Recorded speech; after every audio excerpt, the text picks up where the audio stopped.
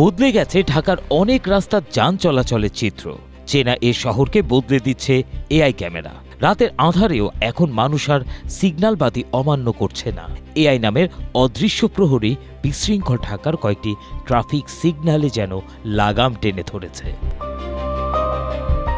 এর মাঝেও যে কেউ কেউ পুরনো অভ্যাসের কারণে কিংবা মনের ভুলে ট্রাফিক রুল ভঙ্গ করছেন না তা নয়, কিন্তু আধুনিক এআই সক্ষম ক্যামেরার নেই কোনো মায়া দয়া।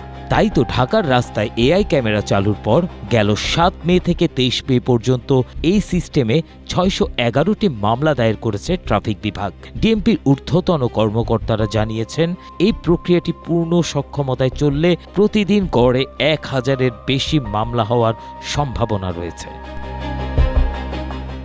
এখন রাজধানী জাহাঙ্গীর গেট, বিজয় সরণি, কাউরান বাজার, বাংলা মোটর, শাহবাগ, কাকরাইল, মৎস্য ভবন, হাইকোর্ট মোড়, উত্তরা এয়ারপোর্ট এলাকা, গুলশান সহ কয়েকটি ট্রাফিক পয়েন্টে এআই ক্যামেরা লাগানো হয়েছে।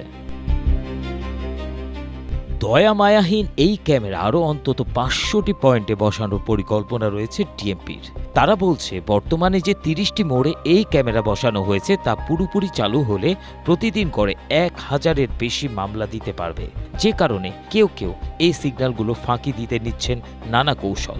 কেউ নম্বর প্লেটে কয়েকটি ডিজিট ঢেকে দিচ্ছেন টেপ দিয়ে, কোনো নম্বর প্লেট ভাঙা কিংবা অস্পষ্ট। তবে পুলিশ বলছে, খুব তাড়াতাড়ি এ নিয়ে কঠোর অবস্থানে যাবেন তারা। সংশ্লিষ্ট কর্মকর্তা জানিয়েছেন, এখন থেকে ট্রাফিক আইন ভাঙলেই ক্যামেরাই তা ধরবে। গাড়ি থামিয়ে কাগজপত্র যাচাইয়ের পুরনো পদ্ধতি ধীরে ধীরে কমে আসবে। ফলে যানজট কমে আসবে এবং পুলিশ হয়রানি করছে এমন অভিযোগও আর থাকবে না। মামলার কাগজ নিয়েও আর হয়রানি হতে হবে না, বরং মোবাইলে SMS এর মাধ্যমে এবং ঘরে বসেই ডাকে পেয়ে যাবেন আপনার মামলার কাগজ। ABM Asaduzzaman, Asia post.